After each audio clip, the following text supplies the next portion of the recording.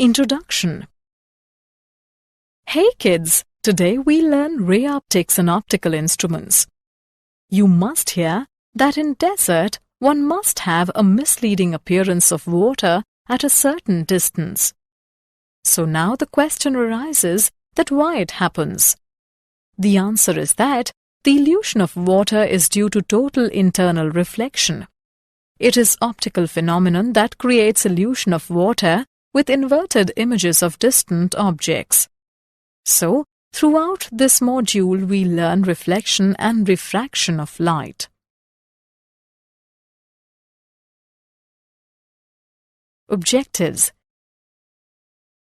At the end of this lesson, you will be able to explain reflection of light by spherical mirrors, state laws of refraction, understand apparent depth, explain total internal reflection, discuss applications of total internal reflection. Reflection of light by spherical mirrors. Reflection. The angle between the incident ray and the normal to the reflecting surface is called the angle of incidence. The angle between the reflected ray and the normal to the reflecting surface is called the angle of reflection. Laws of reflection. The angle of incidence is equal to the angle of reflection. The incident ray, the reflected ray, and the normal to the surface lie in the same plane.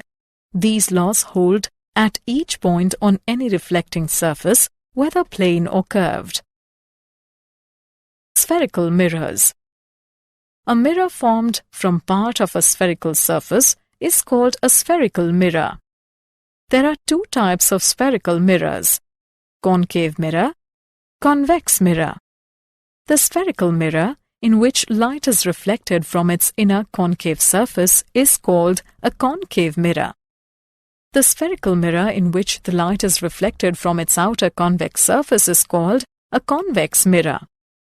The spherical mirror has a radius of curvature r, and its center of curvature is located at point C. The geometric center P of a spherical mirror is called the pole. The line joining the pole and the center of curvature of a spherical mirror is called the principal axis. Sign convention. The distances measured in the direction of incident ray are taken to be positive, and those measured opposite are taken to be negative. The heights measured upwards are taken to be positive, and those measured downwards are taken to be negative. Focal length of spherical mirrors. Rays that travel close to the principal axis of a spherical mirror and make small angles with it are called para-axial rays. The point F is called the principal focus of the mirror. The distance FP between the pole and the focus is called the focal length of the spherical mirror, denoted by F. Relationship between focal length and radius of curvature. F is equal to R by 2. Images formed by a concave mirror. When the object is beyond C, the images A. between C and F, B. real and inverted, C. smaller than the object. When the object is at C, the images A. at C, B. real and inverted, C. same in height as the object.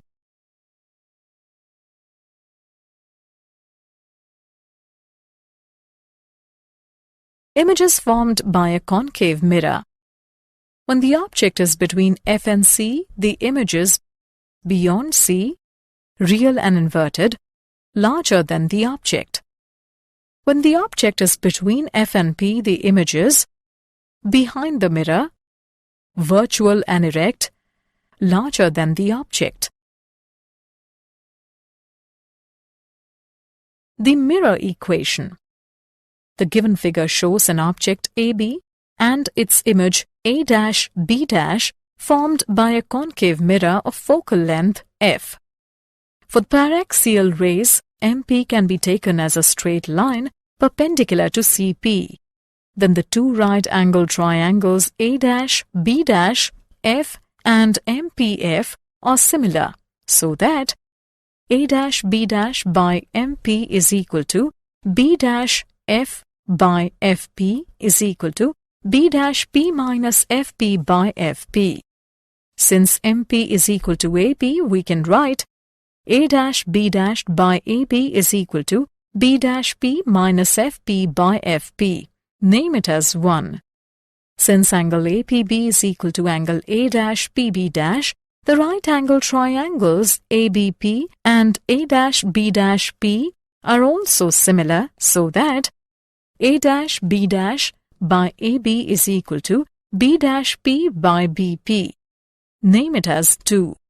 Comparing equations 1 and 2, we obtain B dash P minus FP by FP is equal to B dash P by BP. Name it as 3. On applying the sign convention, we get object distance BP is equal to minus U. Image distance B dash P is equal to minus V. Focal length FP is equal to minus F. So, equation 3 can be reduced to minus V minus of minus F by minus F is equal to minus V by minus U, or 1 by V plus 1 by U is equal to 1 by F. This relation is known as the mirror equation. Linear magnification, M. The ratio of the height of the image, H dash, to the height of the object, H, M is equal to H dash by H. For the given figure, linear magnification is minus V by U. Example. An object is placed in front of a concave mirror of focal length 10 centimeters.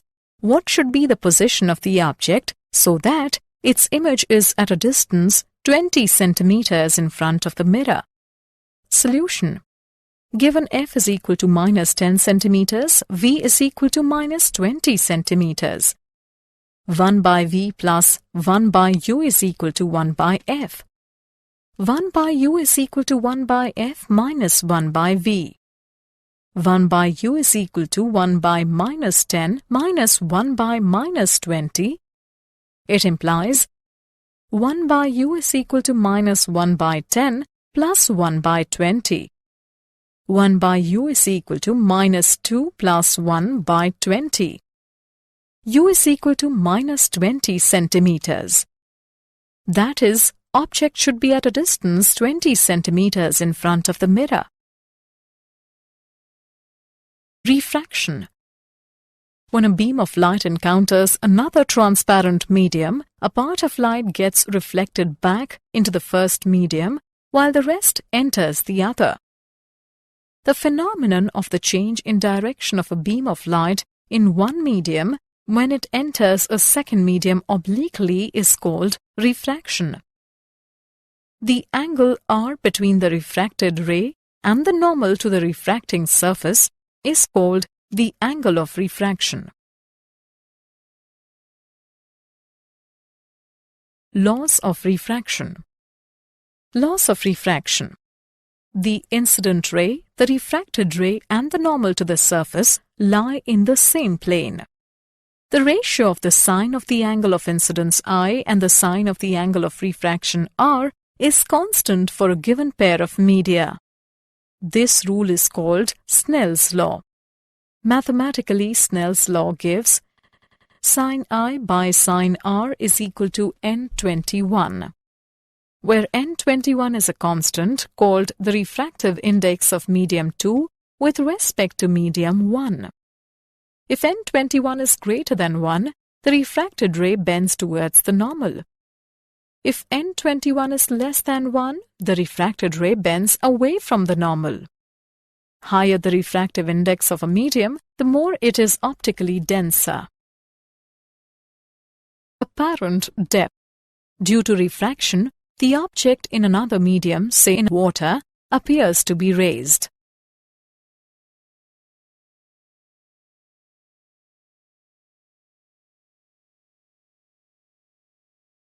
Total internal reflection. When a ray of light is incident on the boundary from denser to rarer medium, it is deviated away from the normal. With increase in an angle of incidence, the angle of refraction increases. For a certain angle of incidence in denser medium, the corresponding angle of refraction in rarer medium is 90 degrees. This particular angle of incidence, for which the corresponding angle of refraction is 90 degrees, is called the critical angle, denoted by C. If angle of incidence is increased beyond the critical angle, the incident ray is not refracted but returns in denser medium following the laws of reflection. This phenomenon is called the total internal reflection.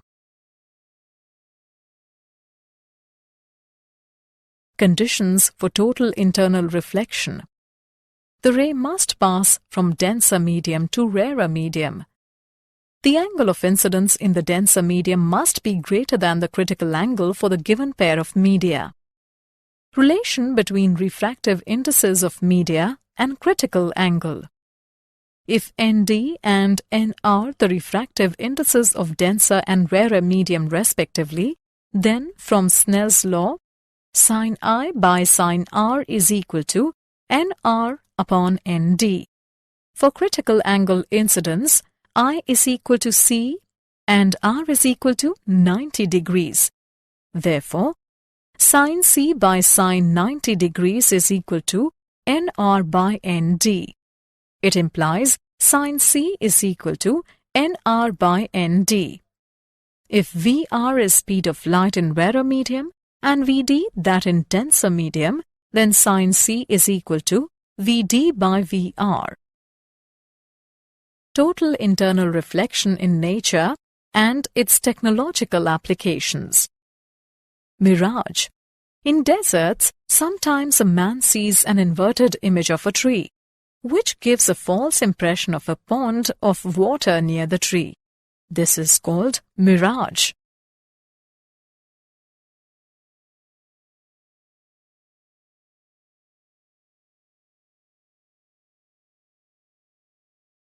Sparkling of diamond. The critical angle for diamond-air interface is very small, nearly 24.4 degrees.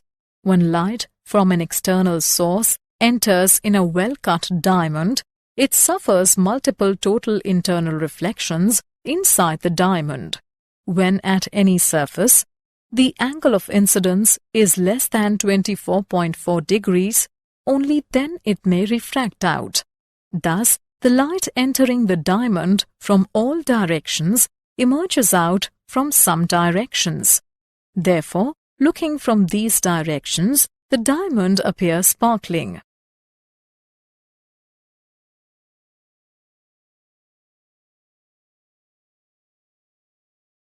Prism. When a ray is incident normally on any refracting surface of prism, it passes undeflected and becomes incident on glass-air interface at angle 45 degree, which is greater than the critical angle 42 degree, and so suffers total internal reflection. A total reflecting prism may be used to deviate the rays through 90 degree, to deviate the rays through 180 degree, and to erect the inverted image without any deviation.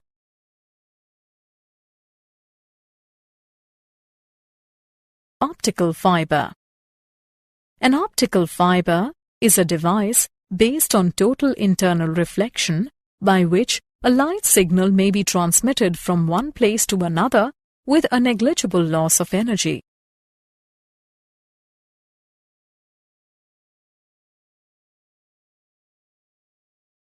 Did you know?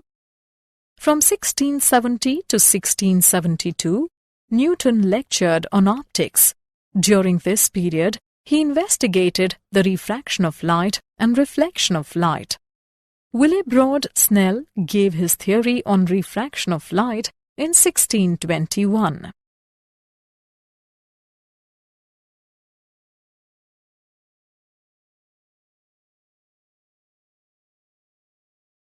Summary. Let us summarize what we have learned. A mirror formed from part of a spherical surface called a spherical mirror. The mirror equation: 1 by V plus 1 by U is equal to 1 by F. The phenomenon of the change in direction of a beam of light in one medium when it enters a second medium obliquely is called refraction. Snell's law gives sin I by sin R is equal to N21, where N21 is a constant called the refractive index of medium 2 with respect to medium 1. Conditions for total internal reflection: the ray must pass from a denser medium to a rarer medium. The angle of incidence in the denser medium must be greater than the critical angle for a given pair of media.